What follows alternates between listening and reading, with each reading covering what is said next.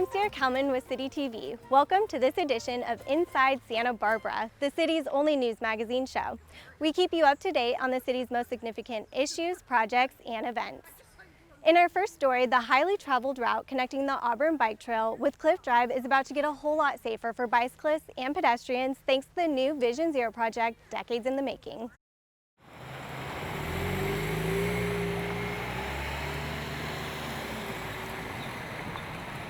This used to be a state highway.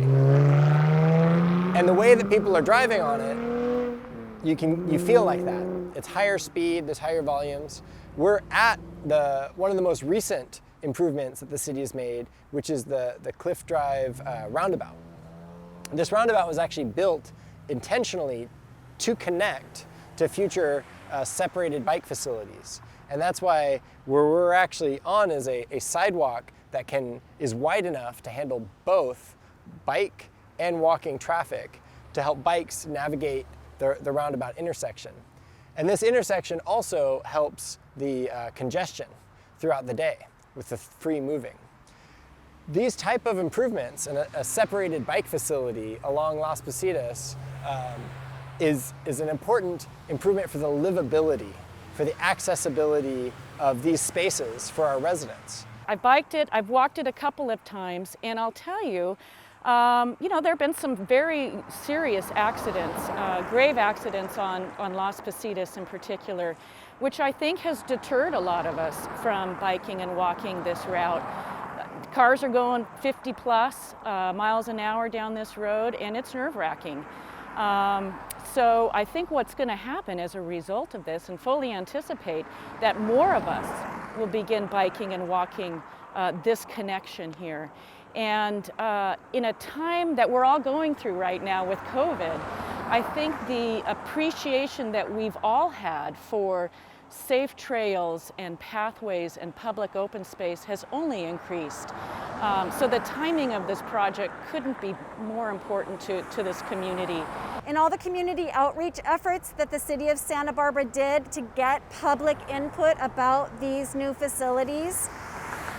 Coast communicated with the schools in the city of Santa Barbara to try to get more people involved in that public comment process, because we want everybody to be happy.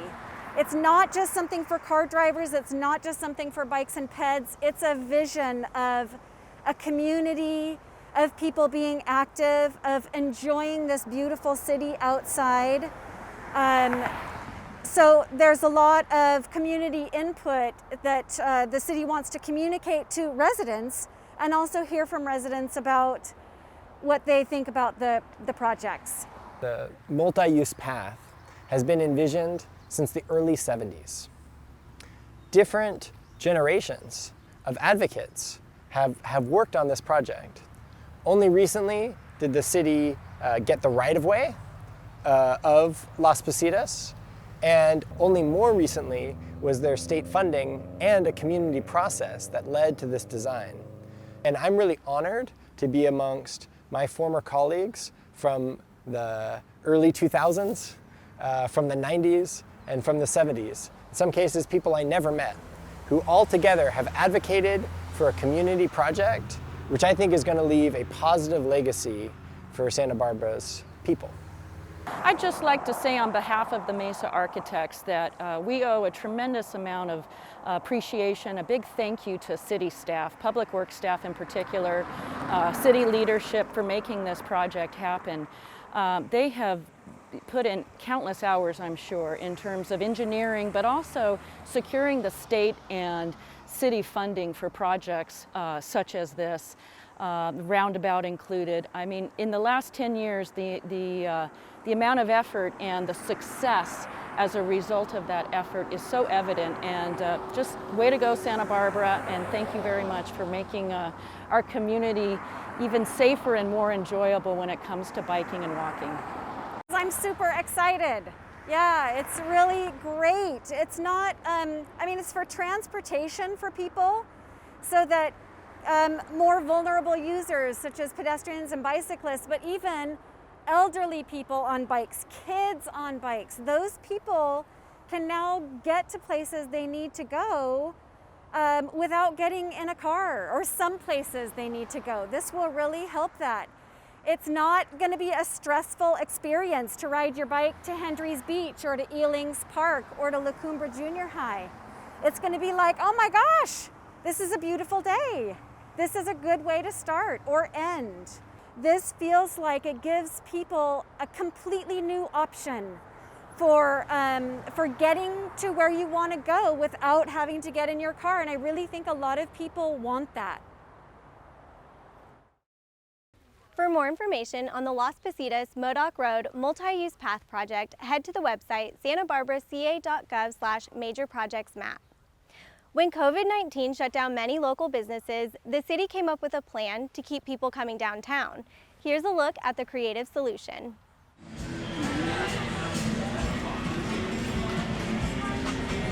This is the first time we've been to a restaurant since it started. I think that it is exciting to see things opening up again. That's very exciting. Well, it's good. The food's good. Back in business. Words of relief and hope for the future for restaurants and other retail stores forced to close during this COVID-19 pandemic. It seems like the city finally gets it and understands that businesses here are either going to go down, go under, or be in serious financial trouble for a long time if we didn't turn things around. And the decisive, swift action taken by the mayor and city council are giving these businesses the turnaround they need to remain in business. What I really love about what the city has done is they're being thoughtful and conscious from a safety perspective, number one, but they have that economic wheel turning in their brain, and they're thinking about the fact that we've got to do something to let these businesses get back open. Now, under the criteria required by Santa Barbara's public health officer and other regulators, restaurants were given the green light to reopen. So there's a whole list of things that the county and city gave us with regard to, the brewery itself, the physical structure and the checklist we need to go through, but then also for the employees every day. When employees come in, it's got a series of questions. How are you feeling? Do you have a fever? We got a temperature, we can take their temperature if we feel like we need to. Temperature checks and employee questionnaires don't necessarily ensure safety within the business, so other guidelines are in place to lower chances of infection, such as social distancing, wearing masks, frequent hand washing, and disinfection. So if you look, these are at least 6 feet apart from the end of that chair to the other. So I've got about between 35 and 40% of the regular capacity I would have. And the reason I have that is I've been able to extend back into the brewery and out into past my roll-up out into my parking area in the back. So without that space, I would be much less than 35%. A creative, fun way the city is helping implement social distancing is by turning State Street into a pedestrian promenade. This not only allows foot traffic in the street, but lets restaurants further expand their outdoor seating. However, on the 500 block of State Street and during the farmers market, there are additional rules. Bicycles, rollerblades, and skateboards must be walked, and everyone needs to wear a face mask unless seated at a table. The ABC office in Sacramento has allowed all of establishments that serve alcohol and beer and food to move their establishments out onto the sidewalk and into the street.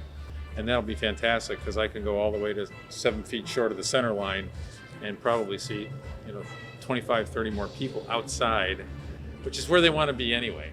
The promenade also relieves sidewalk congestion, which is a concern for transmission. But there is enough space here to walk and feel safe now that they've opened up State Street. And the newfound space is attracting people to our hardworking businesses.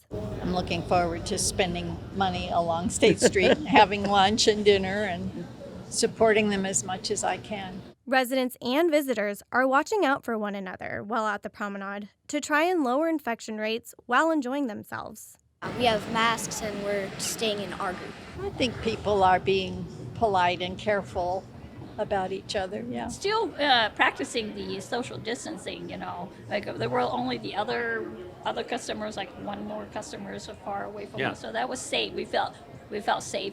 Despite the excitement of reopening, the virus is still here and we must remain vigilant. It's 3 months, we haven't gone anywhere in 3 months. It doesn't mean when we reopen that the disease is gone. That's We're right. continuing to practice. But overall, people are relieved to be dining out and experiencing a taste of normalcy in downtown Santa Barbara.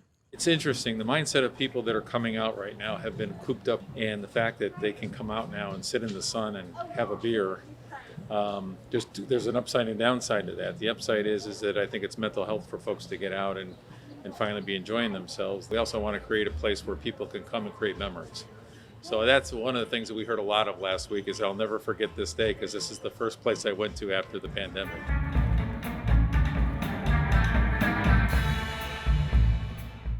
Practice social distancing, wear a mask, wash your hands, and enjoy yourself by heading downtown to support a local business.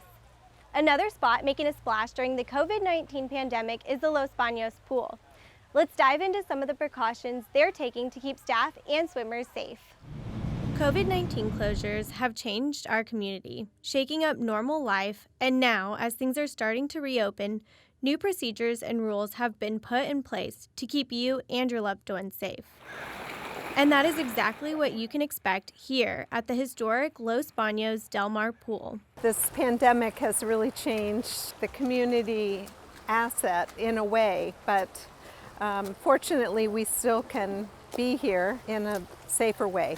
From the public standpoint of view, this is a national historical landmark here in Santa Barbara.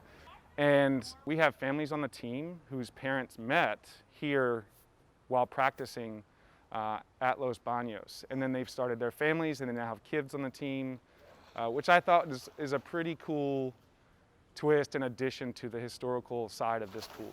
I've been swimming here at Los Banos since 1980. And I joined the master's swim program in about '82 and have just today realized that 33 years ago I was pregnant with my son who was born tomorrow, the 17th of July. So I've been swimming in this pool for a long time. Now, Susan isn't giving her story justice here. What she hasn't mentioned is that not only was she at the pool the day before her son was born, but she was actually swimming in a competition. She joked about what her doctor would think. But that's not all. Years later, her son met his significant other at the pool. So they really are a family of swimmers. It's very crazy, and there's more stories like that than you would believe. So there's a lot of history here, very cool history. The rich history of the pool and its deep connection to the community is what makes it so special. And its reopening was very important. As lifeguards, and especially in aquatics, our priority always remains, pandemic or not, our number one priority is always the safety of the public and our staff. And we've put a lot of work in behind the scenes, not just here in aquatics, but the Parks and Recreation Department as a whole. This has been a total team effort to roll this program out and make sure that it's done in a very safe way. Swimming pools are one of the safest places to be during the pandemic for a number of reasons. First and foremost is the chlorine. So chlorine kills all germs. The CDC has issued studies that shown that a chemically regulated pool does kill the coronavirus, so there's no risk of being in the water with other people as long as you're keeping that 6 feet of distance. And in order to keep all swimmers 6 to 8 feet apart, new procedures have been put in place. We have everybody lined up distance by markers outside of the pool. They're required to wear masks upon entry, and then we have them spread out 6 to 8 feet apart behind each lane for that side, and then the other group will walk around this side of the pool and we'll have the same structure over here. Now, we've eliminated this central piece of the pool for use, so everybody comes in a circular motion, right? So we're not overlapping kids at all. In addition to the regulated flow of pool traffic, most indoor amenities have been eliminated. Instead of using the front desk, swimmers now check in at the outdoor table and are not allowed to use the locker rooms. We are asking that swimmers come in their swimsuit already, ready to swim, so that way after they check in at the front table, they can proceed directly to their lane, disrobe, enter the water, swim, get out of the water, dry off, and then go to their car. I don't bring anything except my cap and goggles and arrive at the pool, swim, and I shower at the end of the pool just to rinse off, but don't plan on hanging out here in the sun, unfortunately. To be safe and to keep the swimmers moving through the process. That is a big change. We've instituted a reservation system in order to deliver the lap swim program here. So swimmers are now able to reserve a single lane for 2 swims per week throughout the day. We've split the lanes up from 50-meter lanes into 25-meter lanes. So we have 2 50-meter lanes, 10 25-meter lanes, and 2 15-meter lanes that are available throughout the day. Swimmers are able to go online and reserve those a week in advance. So that keeps the social distancing that's required under the current health order. Instead of sharing lanes with other swimmers, swimmers now have a private lane to reserve and swim in for 50 minutes. Fortunately, I got a reservation online, and it was so wonderful to be back in the water. And I think they did a wonderful job of getting it back up and running safely. So the only way to reserve a swim spot is online through the website that we're using is signupgenius.com. You can find the link for that at the Aquatics page on santabarbaraca.gov.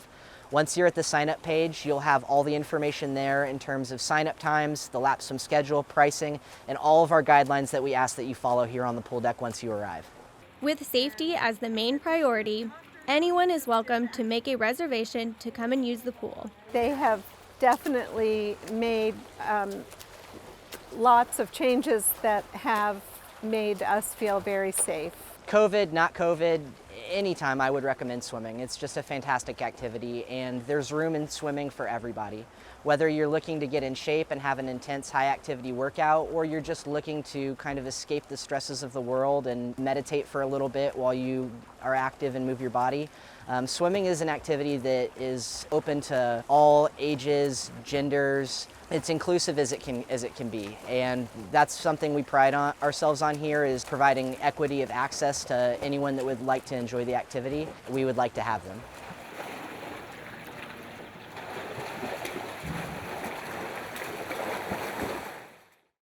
For a complete list of swimming times and prices, head to the website santabarbaraca.gov/aquatics. We'll be right back. Don't forget your mask when you leave home.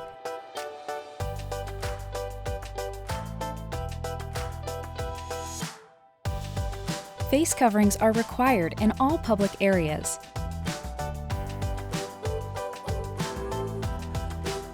If each of us wears a mask, everyone is protected and we can all move around and enjoy all Santa Barbara has to offer safely.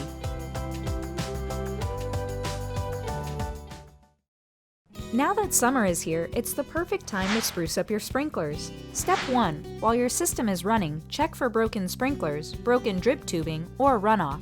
Step 2. Replace and upgrade old parts. Step 3. Adjust your sprinkler timer. Use the online landscape watering calculator to help you determine the best schedule for your garden.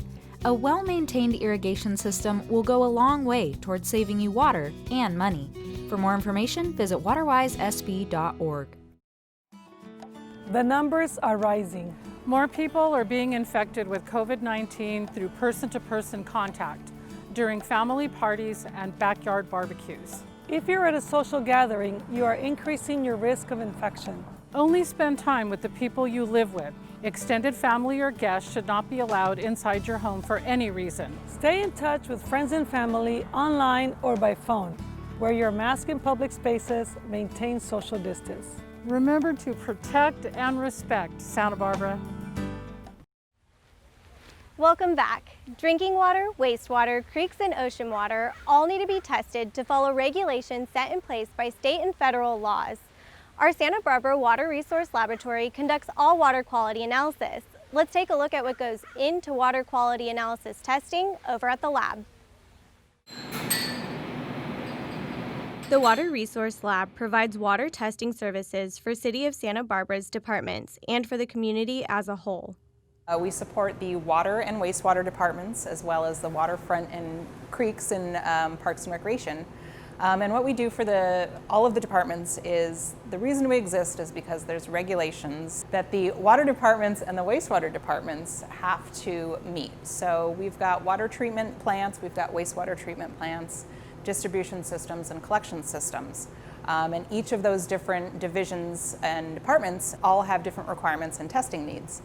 So what the laboratory does is we provide the testing services for those different departments. We test wastewater and recycled water for the El Estero Water Resources Center. We also test the drinking water throughout the city and from the treatment plants it comes from. And we do a lot of the source water too. Our water comes from different sources, and that can create challenges for treatment because each water source has different water qualities. The ones that people are most familiar with are Lake Cachuma, and the city owns Gibraltar Reservoir, that's our own reservoir. Both of those types of water are very hard, which causes a challenge for folks drinking it and washing dishes. We also have groundwater wells and desalination. And then to supplement all of this, we do have recycled water. Santa Barbara's water testing has stringent standards.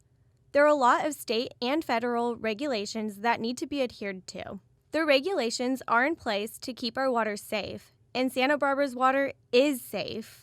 The main ones are the Clean Water Act, which really dictate how we test the wastewater, and the Safe Drinking Water Act is dictates how we test the drinking water. So both of those have very strict regulations, and there's a lot of limits that are set based on those regulations. And we have to meet all of these limits, and what I'm really proud of is the city tends to exceed a lot of those limits. We're a lot lower than what is required, so that's always a little feather in our cap for us. And then as far as the wastewater system, again, different regulations, different testing, but we have to make sure that we are below the limits that are set there as well. So while we have to make sure the water is safe coming out of your tap, we also have to make sure the water is safe that we discharge to the ocean after being treated. Because the lab routinely tests the water at the source and throughout the distribution system, it ensures that the water quality standards are met and often exceeded. Both test at the source where they enter the distribution system as well as all throughout the city. So the points they enter is like Cater treatment plant, we test it right there. We test it right after it comes out of the desal plant and right after it comes out of Ortega, the well treatment system. And there's 42 distribution stations around the city. We test them almost every week. We do 30 a week, and then we make sure we hit every single one of them every month. The tests are looking for chlorine, temperature, E. coli, metals, and more. So we do an array of physical, chemical, and microbiological tests. All of our staff here are trained to run basically everything in the lab. Our physical tests are like solids and color and turbidity, whereas chemicals like ammonia, nitrate, nitrite, and then microbiological is like coliforms in the total coliform group, as well as E. coli specifically and Enterococcus. There are a few common water quality questions the laboratory receives regularly. Given national news media attention on Flint, Michigan about lead in drinking water, you may be wondering if we should be concerned in Santa Barbara. Lead in the drinking water in Santa Barbara is not a concern. A lot of times the lead that you hear of in cities like Flint, Michigan, those are coming from the pipes. And the city of Santa Barbara does not have any lead piping in the distribution system. So the one caveat I will say to that is that you may have lead plumbing in your personal home. So while it is not in the drinking water and it is not coming from the city's pipes that we have, it may be coming, if you do have any lead in your drinking water, it may be coming from the pipes in your home. It might be a good time to have a plumber check your pipes at home. On occasion, you may wonder why your tap water looks brown. The discoloration can be caused by a main break in the distribution system. So when that happens, the direction of the water will change and causes a disruption in the pipe. And sometimes what you'll see is discolored water come out because it's broken loose some of that calcium hardness that has built up inside the pipe. A lot of the times, simply flushing your water in your house will clear it up. We always recommend doing that into plants or conserving the water somehow. Okay, so we know what causes discoloration in the water, but what about the strange odor that occasionally comes from your tap? More often than not, the source of odor is coming from your P-trap and not the tap water. So there's a little trap underneath your sink, and there should be water in it at all times to prevent any sewer gas coming up into your home. It could be food decaying or just causing funky odors in there, so we always recommend pouring water in a clean glass and taking it outside and smelling the water to see if indeed it is the water that smells or not. The laboratory assists wastewater treatment operations by performing microscopic examination to identify the various types of microorganisms present in the wastewater. So microorganisms are the workhorses of our wastewater treatment plant. They are the farm basically that we raise to eat the food, which is the waste and other materials in our water, and get it out of the water so they can purify the water. So what we want is we want a diverse set of microorganisms so that if something happens to one type of them, we still know we have a huge number of other types that won't be affected by whatever might have affected one type. So the way that we can clean the water at El Estero is that the microorganisms eat the food in the water, it becomes incorporated in their bodies, and then we're able to let them settle, and then they go back and we give them more food. But if they won't settle, we can't get them out of the water and recycle them to keep doing their jobs. Testing requirements for both drinking water and wastewater are constantly being updated. Regulations change, and staff needs to stay abreast of the changes to base testing off those changes. The laboratory's #1 goal is to provide safe drinking water to our customers and protect the environment. A lot of work goes into keeping our water safe. Thanks to the staff at the Water Resource Lab for your hard work. For more information on the Water Resource Laboratory, head to the website santabarbaraca.gov/waterlab. Watershed Wednesday is a new way the City of Santa Barbara's Creeks Division is using technology to educate you on what they're doing during the COVID-19 pandemic. And we've got the inside scoop.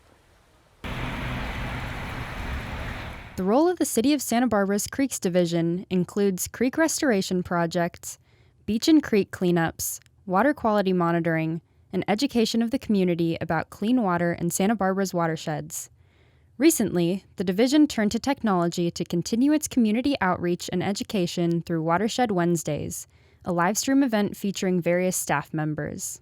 Once the COVID-19 pandemic started to shut everything down, we really wanted to find a different way to reach out to the community.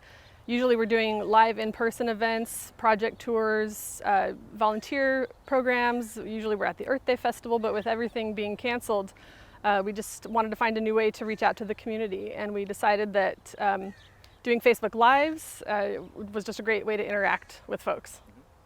Watershed Wednesdays have allowed the Creek staff to provide an inside look at projects the department has worked on in order to further its mission of keeping our creeks clean and healthy, like this example of a restoration project at the Santa Barbara Golf Club. We get a lot of street and urban runoff that comes onto the golf course, and prior to the project, that water used to just run through the golf course down to Las Positas Creek, out to Lower Royal Borough, and out to the ocean. So untreated urban stormwater runoff. So the project designs were to improve those conditions.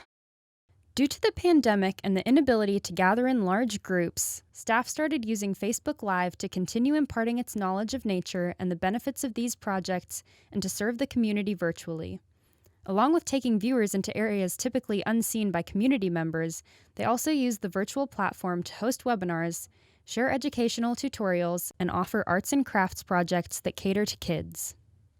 COVID-19 is showing the importance of technology and educational resources that are accessible and geared towards kids online, like their Facebook page. The Creeks Division has not let the pandemic become a barrier to kids learning about how to care for the earth from home. To decide which projects to highlight, I've just really reached out to my staff and say who's available, who's willing, what would you like to talk about, kind of let each person talk about their expertise. COVID-19 has changed education and recreation in public places, but the city's Creeks Division continues to engage with the community by providing online educational resources. Their implementation of a live stream instructs community members on our local watersheds and the wildlife that can be harmed by pollutants that make their way from residential areas into creeks and the ocean. If it's designed to kill a bug in your yard, it's going to kill bugs or aquatic insects, or at least harm them in the creeks, and that's what we really want to work to protect our creek ecosystem. In Santa Barbara, we have our gorgeous creeks right in the middle of town, and living in that creek water are many critters that rely on getting that rainfall and clean rainfall into the creeks. Anyone can view Watershed Wednesdays live or watch them later. During the live stream, staff monitors questions sent in, allowing for maximum virtual engagement. Past videos include a craft tutorial for a steelhead trout collage, a watershed demonstration, information on creek critters, and information on restoration projects. Head to the City of Santa Barbara's Creeks Division Facebook page to watch more Watershed Wednesday videos. This year had been anything but normal. Closures due to the COVID-19 pandemic have drastically changed our lifestyles. Our Santa Barbara Library knows how important it is for their patrons to have access to physical library materials at this time, and Sidewalk Service is helping meet that need. Know that we're working on our second one. On June 8th, Santa Barbara's Central Library started a new service called Sidewalk Service. Later, other branches followed suit. The service is designed to meet the needs of library patrons, where they can safely pick up library materials and books. The Library Sidewalk Service is a way for Santa Barbara library patrons to be able to pick up physical materials and reading materials in a way that is safe for the public and for staff. Sidewalk service is happening out of our old historic Anapamu doors. We have set up a table in front where patrons can pick up their items from. There's 3 easy steps to using this service. Patrons are able to go online to our catalog at sbplibrary.org and place a hold on anything they'd like to check out. If patrons don't have access to a computer or internet, they may call the library at 805-962-7653, and any of the library staff will be able to help them place a hold. After placing a hold, we will send you a notification when your hold is ready for pickup. We do text, email, or phone message, and that way you know your items are available for pickup during our sidewalk service hours. When patrons come to sidewalk service, they'll want to park and then walk up to the service, making sure they have with them their library card number, their face covering, and a cell phone that does texting so that they can get in line and follow the on-site texting instructions. If patrons don't have access to a cell phone or texting, they can call the library the morning before they plan on coming to sidewalk service, and we'll make sure we check out those items ahead of time and have them waiting, so all they have to give is their last name in line. Sidewalk service is happening indefinitely, and the locations and times vary for each branch. Please note that all times are subject to change. Contact the library for more information or go to the library's website. The hours for sidewalk service are as follows. At the Central or Downtown branch, it's Mondays through Thursdays from 2:30 to 5:30 and Fridays from 10:30 to 2. At the Carpinteria branch, it's Mondays from 2:30 to 5:30 and Wednesday from 10:30 to 1:30. At the Eastside branch, Wednesdays from 2:30 to 5:30 and Saturdays from 10 to 1. And at the Montecito branch, Tuesdays from 2:30 to 5:30 and Thursdays 10:30 to 1:30. The library is also offering other modified services, including many virtual programs. These include book clubs, summer reading, story times, and music and movement for the young ones, just to name a few. Visit their website or call to sign up. Sidewalk service is a hit with the community.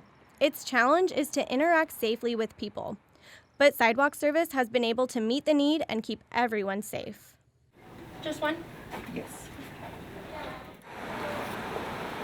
Sidewalk service we found to be enormously successful. Our patrons are so excited to be able to not only get physical materials, great reading material, books on CD, music to listen to, but they're also really excited to be able to see the library staff, who some were used to seeing regularly.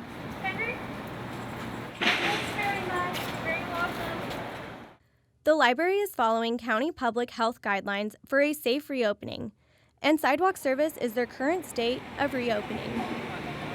Everyone who shows up for sidewalk service is expected to follow social distancing measures as well as bring their face covering.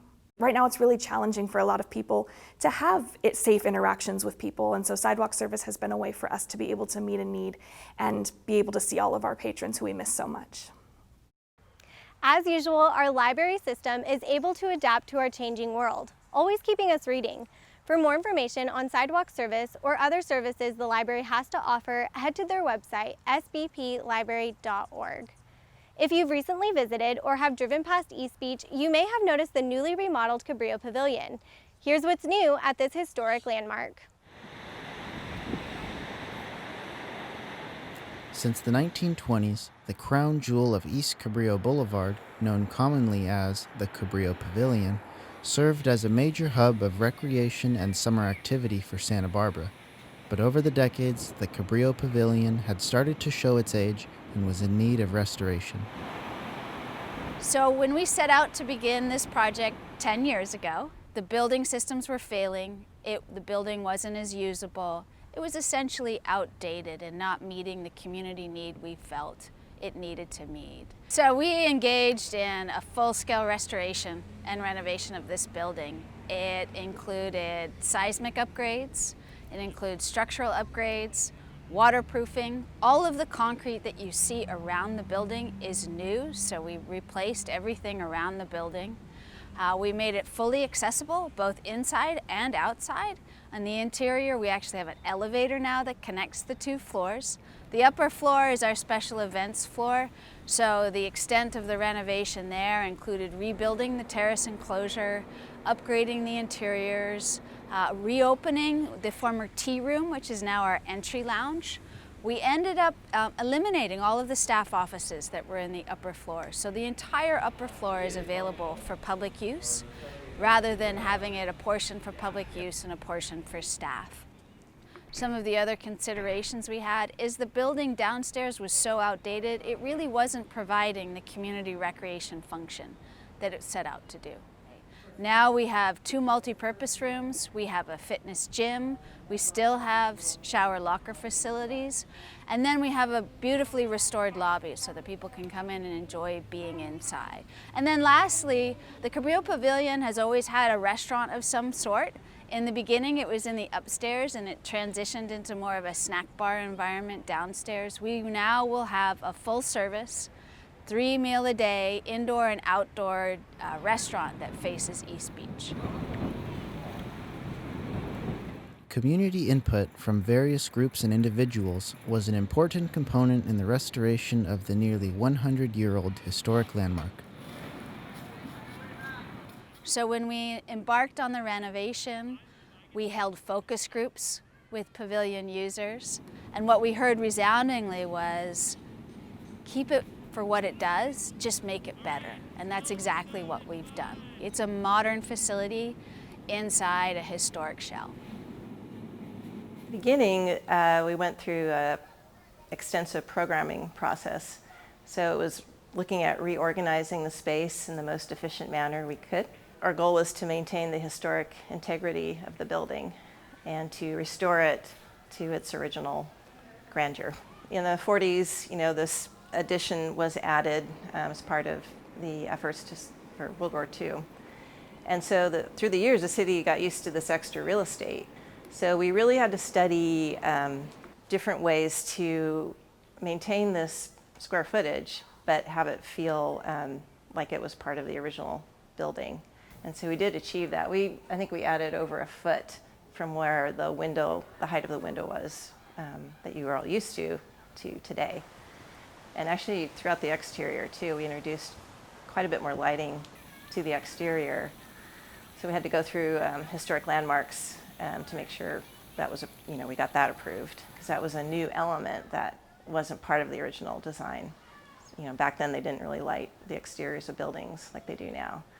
So we took advantage of the new LED lighting. The whole building is LED, and that was a huge benefit. After the construction of the Cabrillo Pavilion, it was gifted to the city of Santa Barbara in 1927 by David Gray, a philanthropist and son of Scottish immigrant John S. Gray, an early investor and former president of Ford Motor Company. So David Gray, who had the vision and foresight to build this building, did so in a way that really helped galvanize and focus community interest in preserving coastal areas and open space throughout Santa Barbara.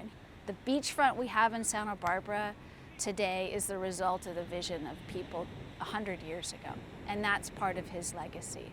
You couldn't build this building today, certainly a building that is open and available for public use. Nowhere else on the coast can someone have a family event or a community celebration that's affordable and right on the beach in California?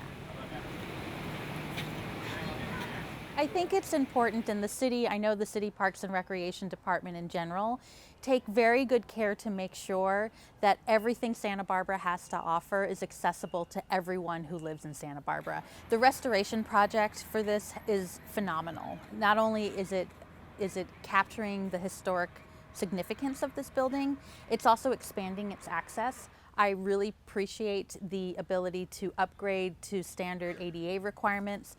People have universal access to both upstairs and downstairs, but with such care that when you look at something, you can still see the historic nature. The construction process too took such care to take notice of some of the historic details, bringing that first area, that parlor front, which is what the place looked like from the beginning, back to its original setting, I think is really very special. And it's indicative of, I think, the values of the city of Santa Barbara, which is honoring your historic structures and and the history of this place, along with a love of community and a love of recreation. Most people, when they came here in the past, many of them remember upstairs for events, and they'll see that there's not only that great big room, but the view now is amazing, that front parlor area. So to think of new ways to explore and celebrate whatever ceremonial item you may have or a meeting. But the second thing is downstairs. I didn't even know when I was in office much about what was downstairs. It was just a mishmash of things that not many people used. It is now just such a great opportunity for recreation activities, for people to stay fit. The restaurant is expanding, so really to explore something maybe they didn't even know existed before. So the future for the Cabrillo Pavilion, you know, this is a 90-plus-year-old facility, and I think the amount of work it took to restore it to its former glory can bring another 90 years of just fun, excitement, recreation, gatherings, or even just a nice little, happy hour at the beach. I hope it continues to be a convening place where people will come together and just explore the beauty of East Beach, whether it be for watching a volleyball game or having dinner or just coming together with your own community group. There's just so much. I'd love to know what people think and hear what kind of new stories are going to happen, just as we've heard stories for generations. Why not host your next big event at the Pavilion? Check its availability and pricing at venues at santabarbaraca.gov. Well, that does it for this episode of Inside Santa Barbara. If you have comments or questions about the show, give City TV a call at 564-5311. Not to worry if you missed anything, you can watch us online at santabarbaraca.gov. I'm your host, Kalman, and remember, get involved inside Santa Barbara.